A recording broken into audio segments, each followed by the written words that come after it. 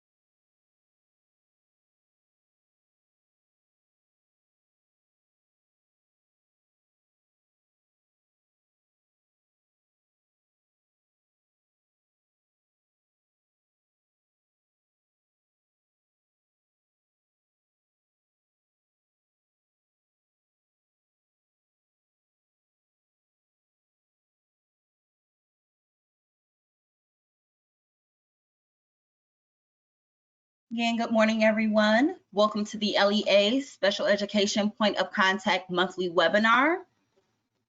We will go ahead and get started. I do see that some people are still dialing into the call.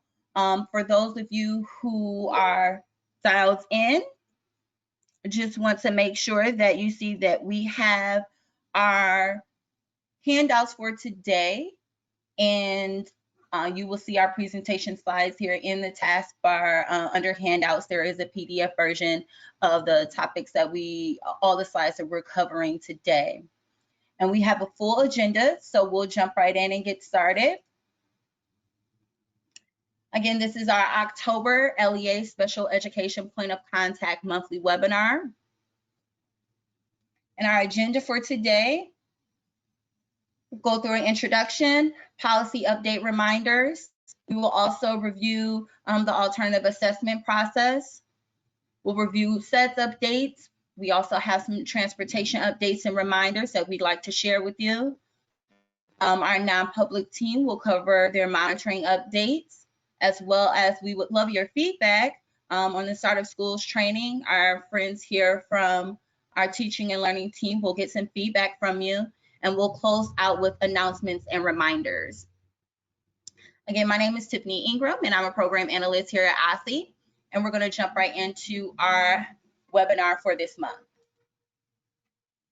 Each month, we like to do reminders of kind of the role of our LEA special education points of contact, and making sure you understand if you have any questions or concerns in any of these areas, making sure you know who to contact here at OSSE for support.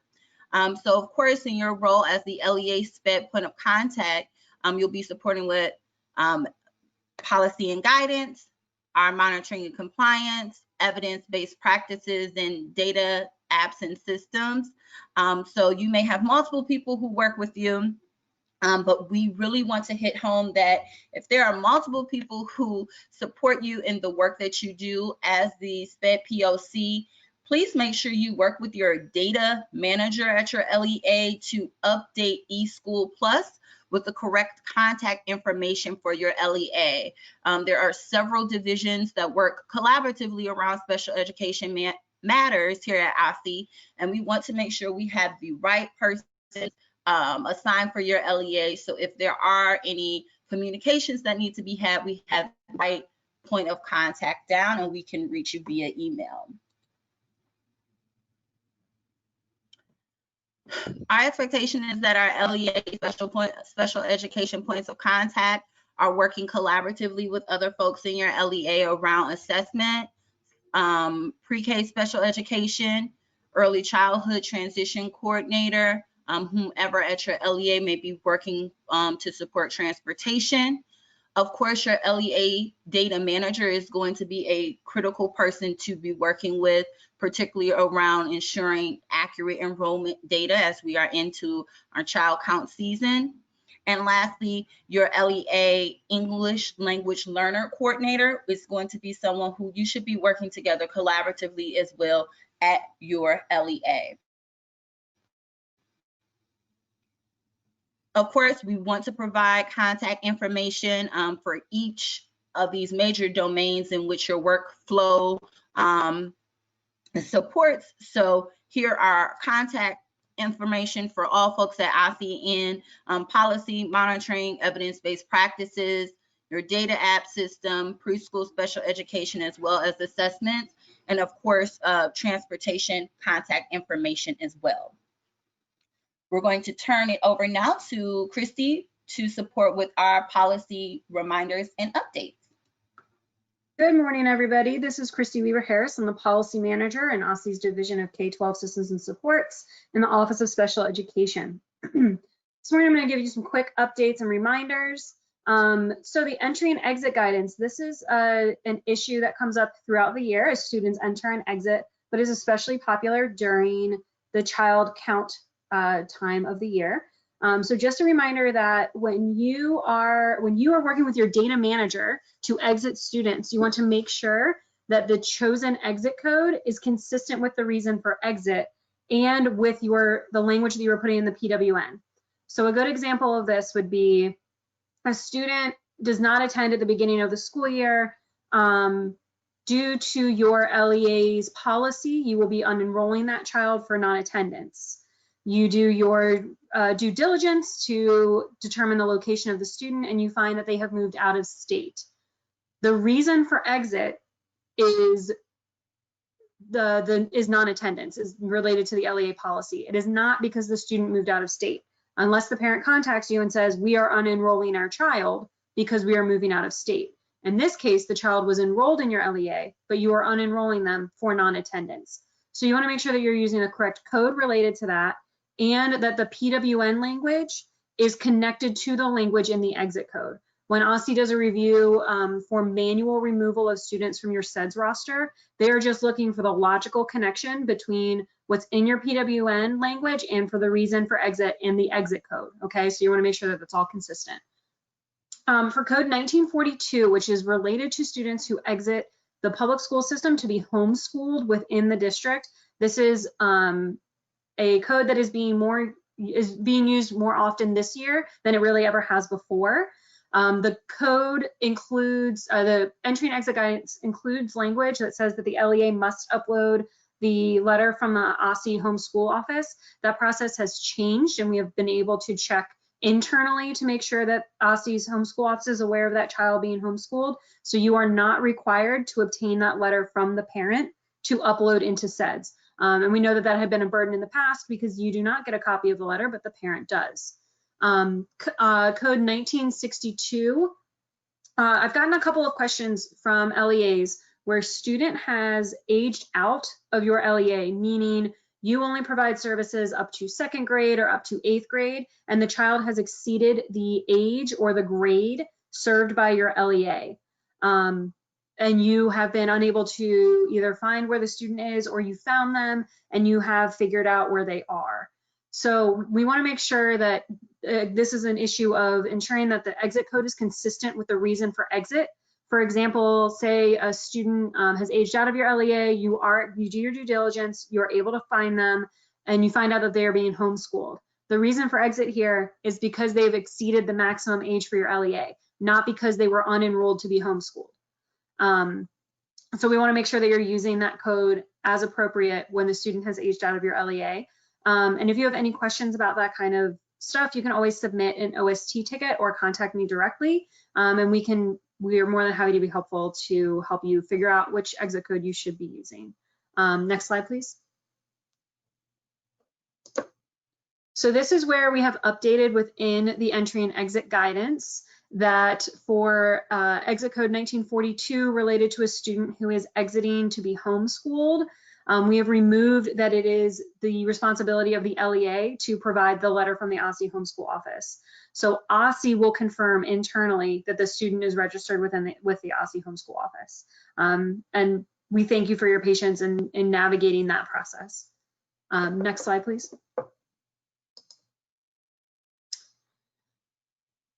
So just some reminders about recently released guidance. We have the IDEA Part B provision of FAPE guidance related to remote and blended learning that is on OSSE's website that was released in July.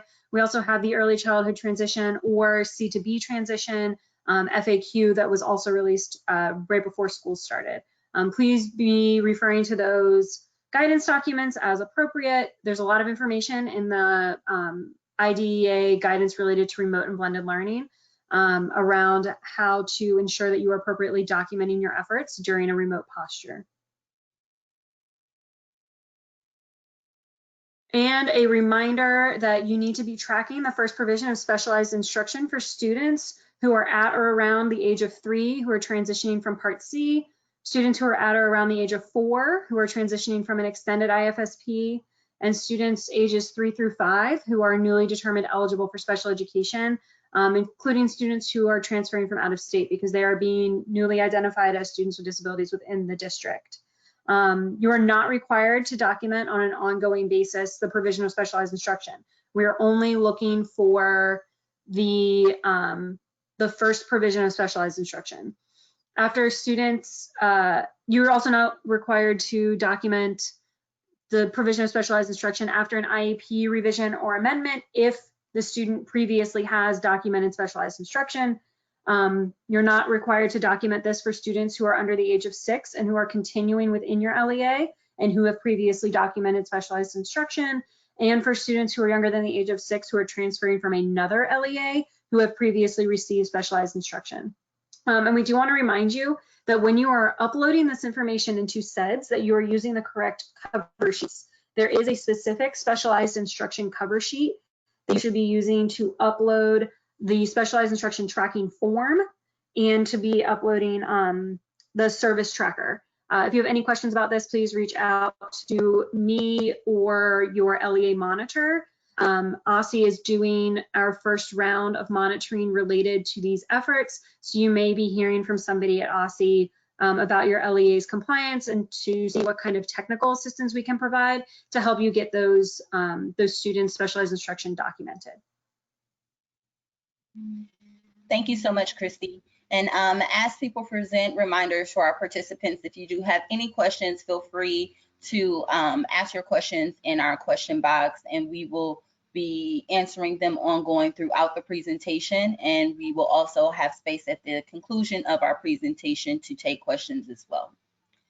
We'll turn it now over to Victoria to share with us a little bit about our special education continuous learning community of practice. Thanks, Tiffany. Hi, folks. This is Victoria Glick, Deputy Assistant SUP within K-12, working on special education. I just wanted to shout out a reminder about the special education community of practice that OSSE is facilitating through the Ability Challenge group. Tiffany, if you can scroll to the next slide. The community of practice is slated to kick off tomorrow, October 22nd. If you can believe it, we're already at the end of October.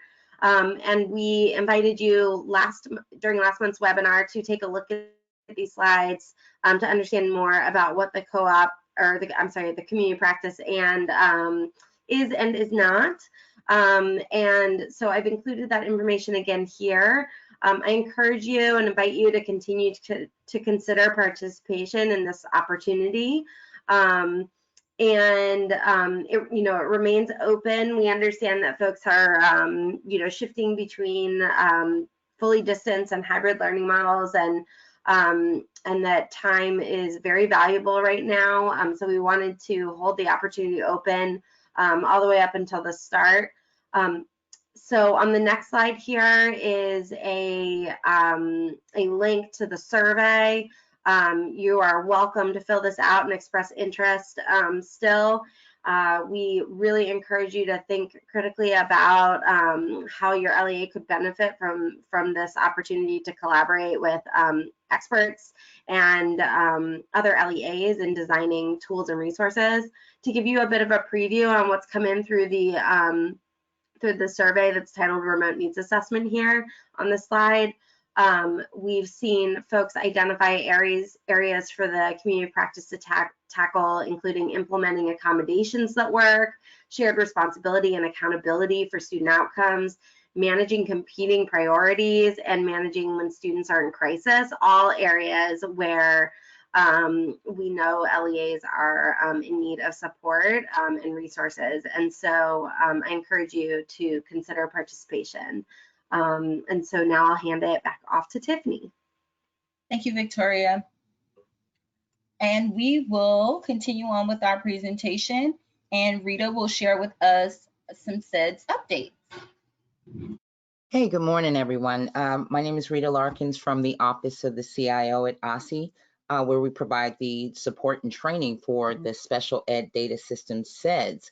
Today, I just have a few quick updates that users will see in SEDS. Next slide. So specifically in the area of service logging, you now have the option, or your service providers will now have the option to select delivered in person or delivered virtual from the service delivery dropdown when they're documenting that service.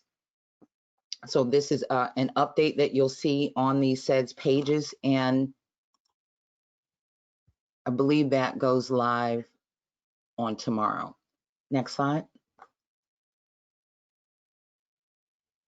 Also on the service tracker, another change here is previously you would see a default value in the area of audiology, and erroneously it was creating service trackers that had the labeling of audiology, although the provider may have been providing a different service. So now providers must select the area in that dropdown to create the final service tracker. So just as a reminder, have folks, have the service providers select the actual area of service that they provided prior to finalizing the service tracker. Next slide. That is all the slides we have for our SEDS tracker, SEDS information, as we've covered the exit codes already. Great. Thank you so much, Tiffany. Okay, thank you so much, Rita. We'll turn it over to Michael Craig to share with us more about the alternative assessment eligibility process. All right, good morning, everyone. My name is Michael Craig. I serve as the assessment specialist for special populations in the Division of Data Assessment and Research. And today I'm going to talk to you about our alternate assessment eligibility process. Next slide, please. All right, so each year OSSE releases the alternate assessment eligibility process memo. This memo is now available for school year 2021. The memo outlines the eligibility timelines, application process, review process, and appeals process for students that are applying for alternate assessment participation. In the District of Columbia, our alternate assessment is the multi-state alternate assessment known as MSAA, as well as our alternate access assessment. This policy document serves as a resource to support special education POCs and special education coordinators throughout the district, and it can be found on the alternate assessment page on the OSSE website. I recommend that you download this and review this policy document. Keep it handy because it will give you a lot of information for the eligibility process throughout the school year. It was also released in the September, one of the September NGA bulletins, if you received that. Next slide. So within the document, you will find this timeline, and this is probably one of the most important pieces of the document. The first deadline was October 16th, and that was for LEAs to upload, update all alternate eligibility documentation in SEDS. So making sure that the IEP is current, that alternate assessment is checked on the IEP, and all supporting documentation is uploaded into SEDS, as well as the alternate assessment participation form completed in the student's IEP. So that deadline was October 16th. If you did not meet that deadline, please contact me directly so we can discuss options for you if your IEP teams believe that you have students that are eligible for alternate assessment participation. So further on throughout the timeline, you see that OSSE has begun the review process that will end November 20th, excuse me, and you will receive your determinations in SEDS by November 23rd. There's an appeals window from November to December, and you will also, and LEAs will receive their final determinations in QuickBase and SEDS on January 8th. So again, just to reiterate, the deadline was October 16th, but if you did not meet that deadline, please contact me ASAP. Thanks so much. Thank you so much, Michael. We are going to turn it over to our transportation team to share with us some transportation updates. Good morning, everyone. I am Douglas Johnson of OSSE DOT, Data and Technology Team. And we're going to go over I guess, one of the favorite parts of this presentation, transportation. So let's go. So consideration decisions for school year 2021. We have aspects that LEAs should really, pay detailed attention to, especially with this school year due to COVID-19. We have student level data, which are the student assignments. How will students be assigned a particular schedule? Which students, what days of the week will they attend school? Service preparation and data submission for all students with disabilities, submit their required calendars in the system, and transportation request forms in a timely manner. Also, school schedules to include the first day of in-person services, which we added a new field when creating a calendar in the system. I'll show you that in a couple of slides down. Also in our notes section, this, with the consideration decisions, if anything is delayed in that particular process of submitting transportation request forms for the student, it will delay transportation. So just remind you all that OSSE DOT will support, and we will support parent or LEA reimbursement options. So you can utilize that as well, because we know things are kind of shaky right now, and some of the schools are making decisions later than the 20 days outside of the first day of school, first in-person day of school. So we are asking you to also, possibly utilize the parent reimbursement, LEA reimbursement options. If your LEA is not offering in-person schooling at this time, there's no action required. Next slide, please. So LEA transportation guidance for 2021 school year. We have categories here: data submission and transportation preparation. So the data submission aspect of everything is the responsibility of the LEA. So the LEA will submit calendars in the system, and if they need any assistance, just reach out to the TOTE support line, and our team will be gladly assist you with any help that you need. Also, student transportation request forms that are submitted by the LEA as well. If you're a non-public, your responsibility is just to create the calendar in the system. But also, once you create that calendar in the system, just please reach out to the LEAs where many of your students make their home LEAs. So inform them that the calendar is in the system for them to submit a transportation request form. And if they're not going to utilize transportation, to let them, to allow them to let you know that they won't be utilizing transportation. The responsibility of OSSE DOT will do data verification. Our system configuration is our responsibility as well. Data transfers, routing development, the QA process, route assignments, practice routes, and parent LEA communication. That will be on OSSE DOT. We require that all calendars and TRFs are submitted no less than 20 business days prior to your first in-person day of learning.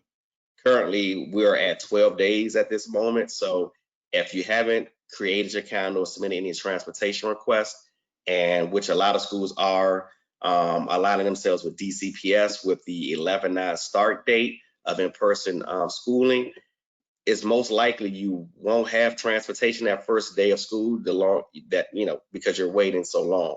But again, we do offer parent and LEA reimbursement. Okay. And also we would conduct LEA outreach to the LEAs and parents based on their in-person start date. Next slide, please. Over a month ago, I emailed all our LEAs in the system and SPED coordinators as well, OSSE DOT's bus safety kit documentation. If you didn't receive that, just reach out to us and I'll email that to you as well. And it's basically an overview of how we're preparing for this upcoming school year. So we're doing student safety, student and staff safety, which will remain our top priority. We're focused on the avoidance of infection while students and staff are in transit and at work, and implementing specific bus cleaning and disinfecting processes. Also, parent, school, and stakeholder communication. We'll utilize internal and external resources, ensuring all stakeholders are educated and informed on our division, agency, local, and federal information as we navigate through this new normal. And our rebranding. If you see any new, buses out on the road, you'll now see it says District of Columbia Student Transportation. So this rebrand is a small reflection of changes we made to better communicate to our stakeholders, representation, and serve the community as well. So if you haven't received the bus safety documentation, just reach out. We'll send that to you as well. Next slide, please.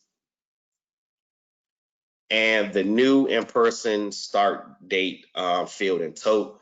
When you're filling out a calendar, if you have to update a calendar because many of the schools already submitted them prior, not knowing, when their in-person start date would be, you can go into tote now and select that calendar that was created for this particular school year, and you can update the in-person start date.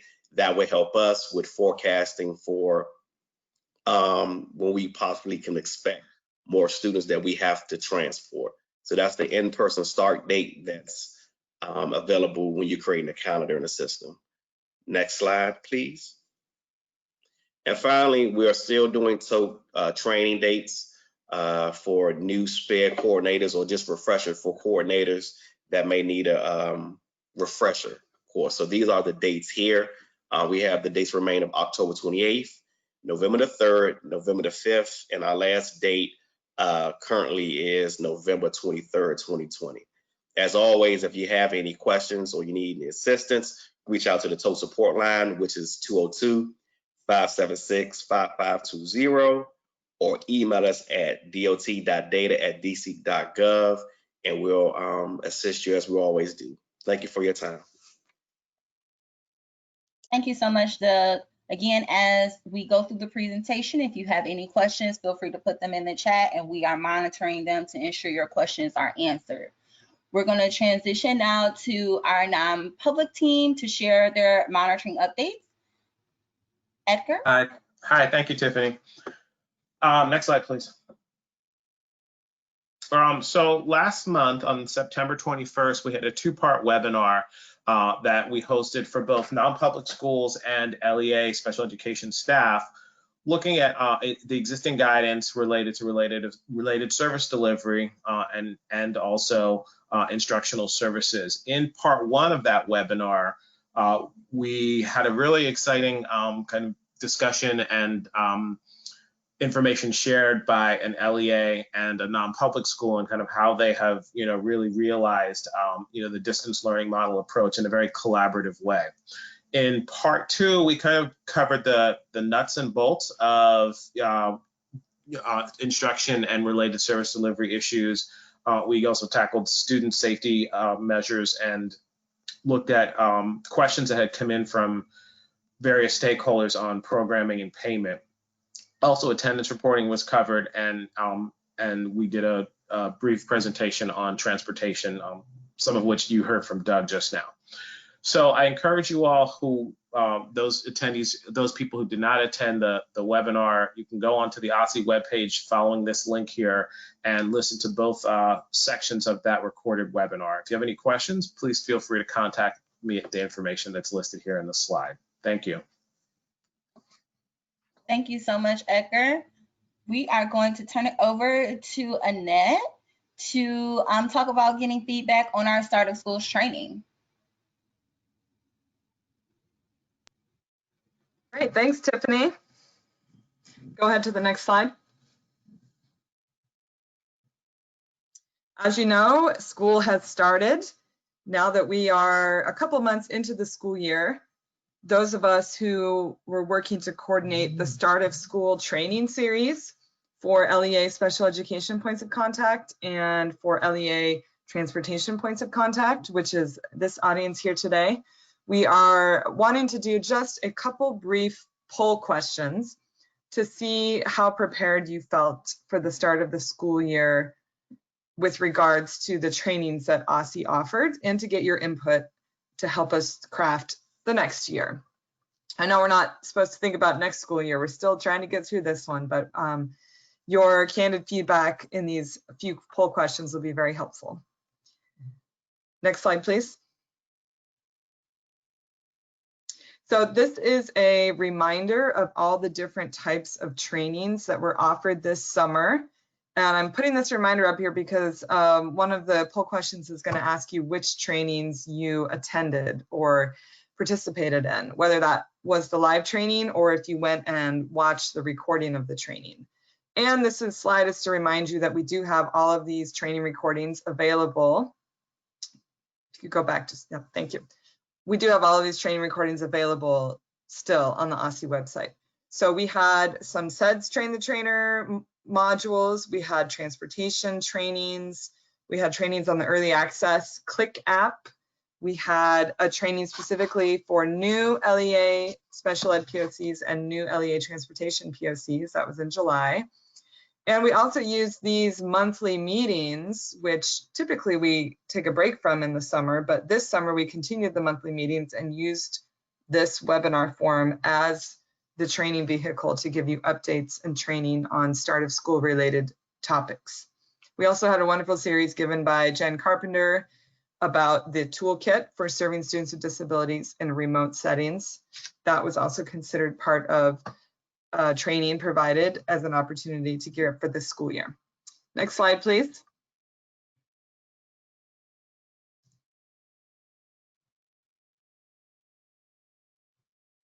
Next slide.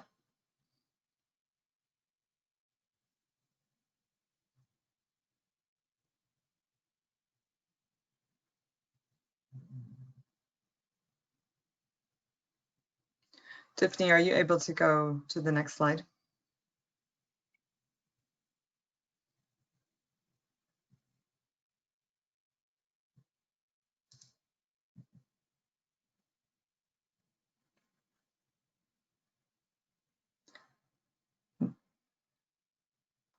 I think the screen might be frozen. We'll just give it 1 second.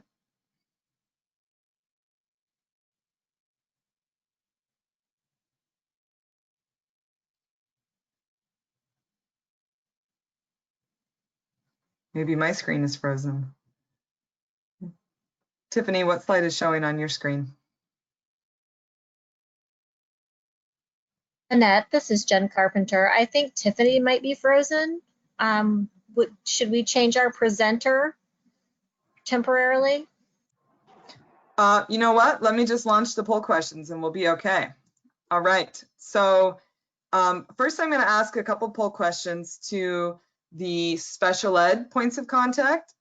And then I'm going to ask a couple poll questions to the transportation points of contact. Oh, here we go. Thanks, Tiffany.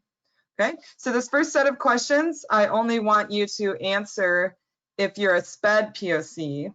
Now, if you wear two hats and you're both the SPED POC and the transportation POC, you can answer both sets of questions.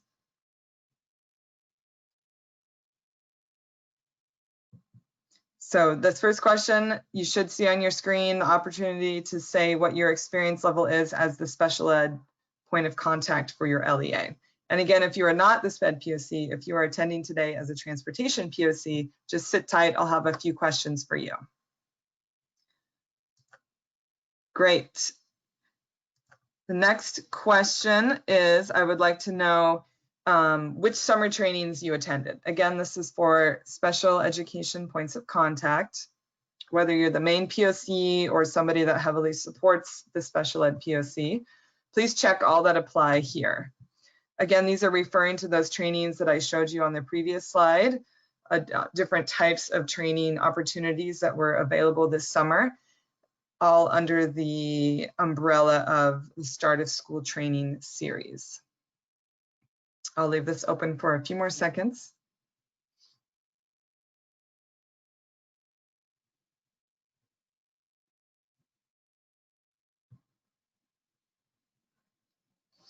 I know summer seems like forever ago, but if you can remember, did you come to some of these monthly webinars? Did you participate or watch a video recording for the new SPED POC orientation or the early access click training?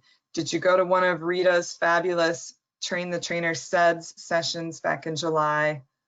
And did you attend one of Jen's toolkit sessions? All right, I'm going to close this one and go to the next. So now I want you to think about the trainings we offered. Obviously, this school year is a lot different than we thought it was going to be. And I don't think any of us could say we were fully prepared for this school year. But I want you to think about through the lens of the training that OSSE provided.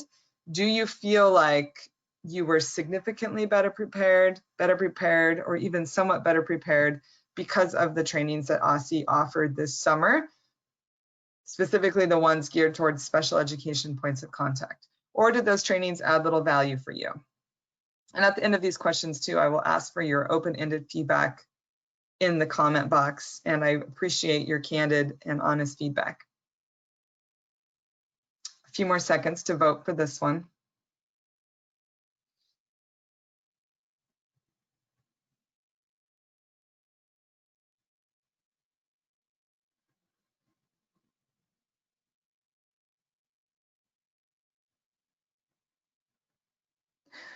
Great, thank you. And one more question for the SPED POCs. I'm interested in knowing, especially those of you that have been around for a few years, but if you're new, you can still answer this. In previous years, we had a big Start of School Summit where we brought everyone together for a big one-day event where we had lots of breakout sessions and really focused on trying to give a lot of information and training all in that one big day. Also had the opportunity to interact with OSSE staff and network. This year, we had not planned to do a summit even before the pandemic. And of course, with the pandemic, that would have been impossible. This year, we tried a different approach of having a series of virtual trainings of different types spread out over the summer.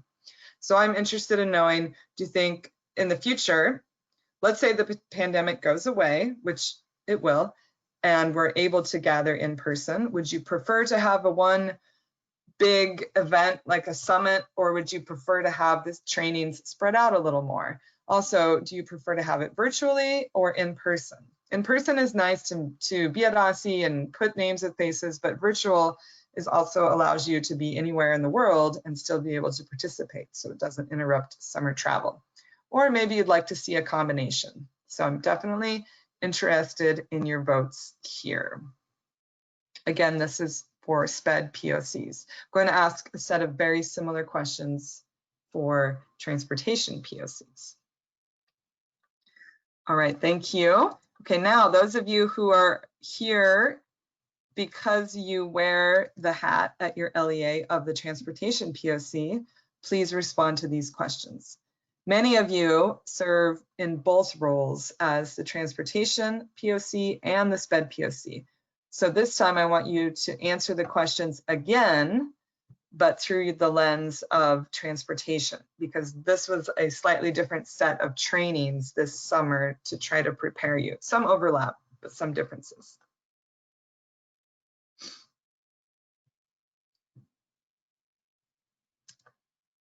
Great. So transportation trainings that you participated in this summer. There was an orientation for new POCs that Jason and Jackie gave in July. There have been multiple opportunities over the summer to participate in a TOTE 2.0 training with Doug or Wes from the DOT team. And the monthly SPED POC webinars also doubled as the monthly training for transportation POCs to ensure they had updates and training appropriate for the start of the school year. So this one, please check all that apply.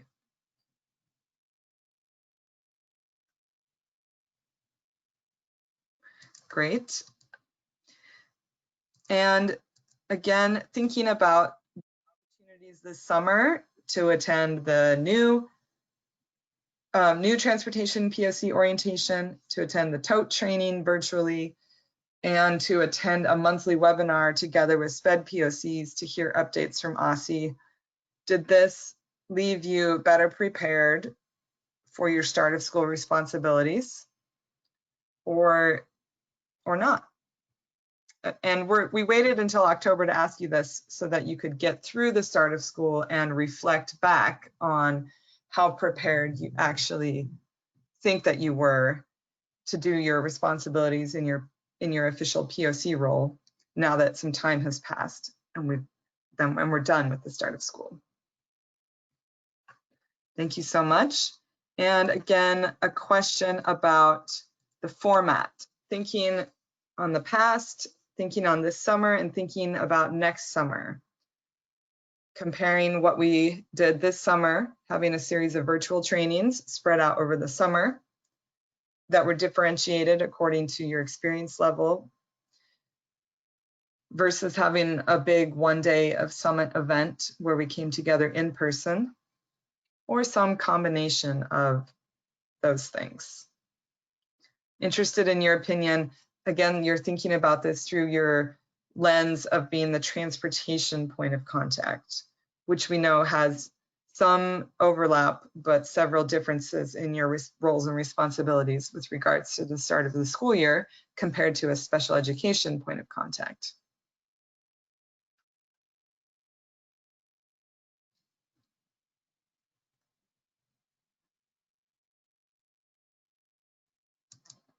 Thank you so much. And now my final question, question number 5 here on the screen. This is open to anyone listening today. In your question box, please type any additional feedback or suggestions. And if you could start your feedback or suggestions by putting SOS for start of school, just so we can sort those easily apart from actual questions that you may have for today's webinar. So if you're giving feedback or suggestions for how OSSE can use the summer training opportunity to better prepare you for your start of school responsibilities, please start your comment with SOS at the beginning so we know you're providing feedback and that it's not a question for the presenters on the webinar today.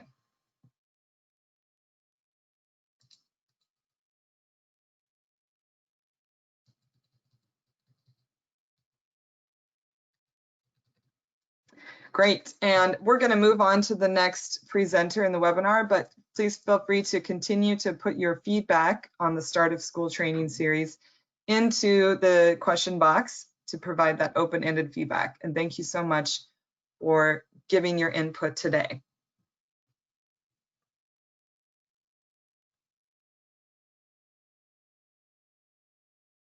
Hi, everyone. It's Jennifer Carpenter here. I just wanted to let everyone know that the IEP Quality Series is available online this fall.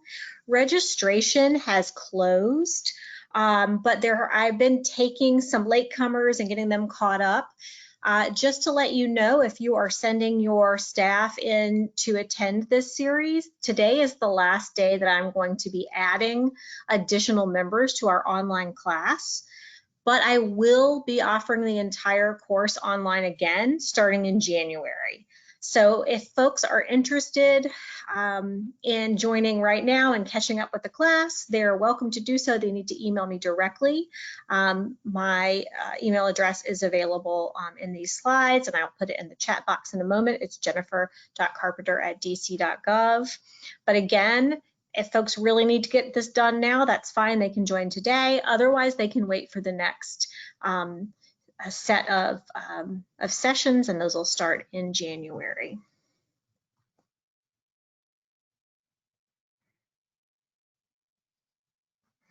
Just a reminder about the Special Education Resource Hub. Please do make sure that you are putting the families and students that you serve in touch with this resource, where they can get answers to their most frequent questions about service delivery, transportation, advocacy, transition, so on and so forth. This will help folks to identify additional supports to meet their needs.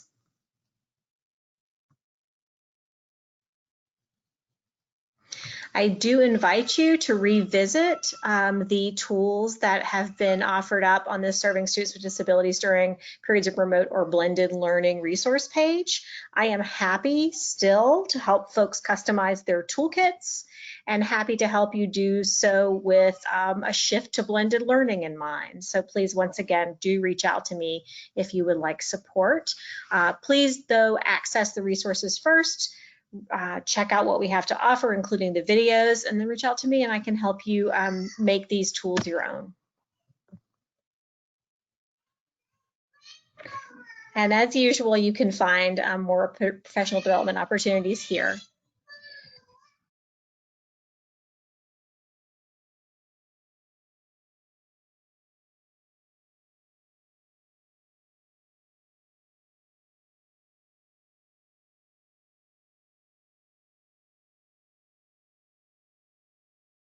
And this is just a quick reminder. If you missed last month's webinar, you can visit our webpage. The link is on this slide.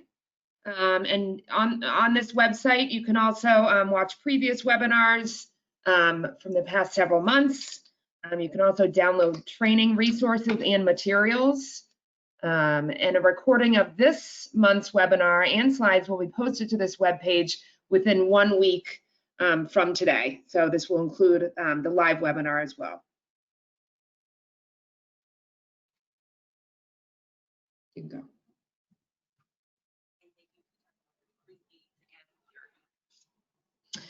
go. Okay, and I'm going to go ahead and hand the mic over to Christy Weaver-Harris to see if anybody has any questions.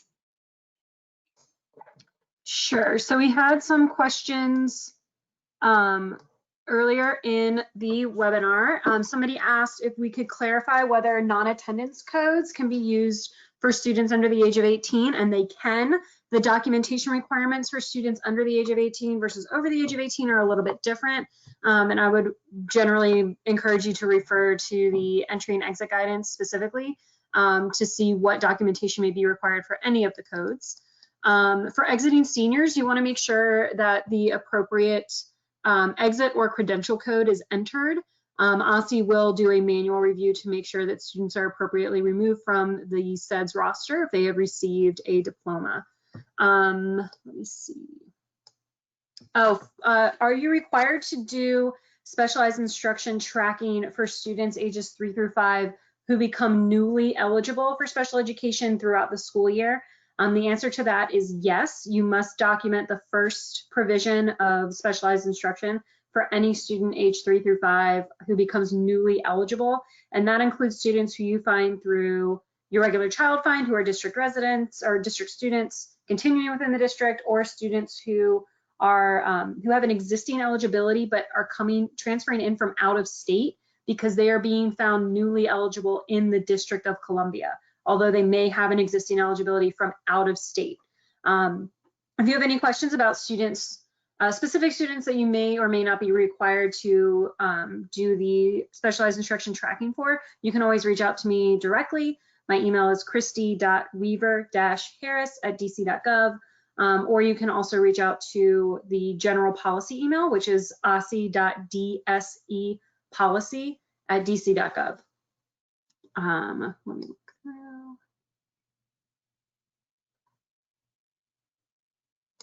For service trackers, if they had been incorrectly entered as an audiology service, you do not need to go back and correct them, correct those service trackers. We're just fixing the process moving forward.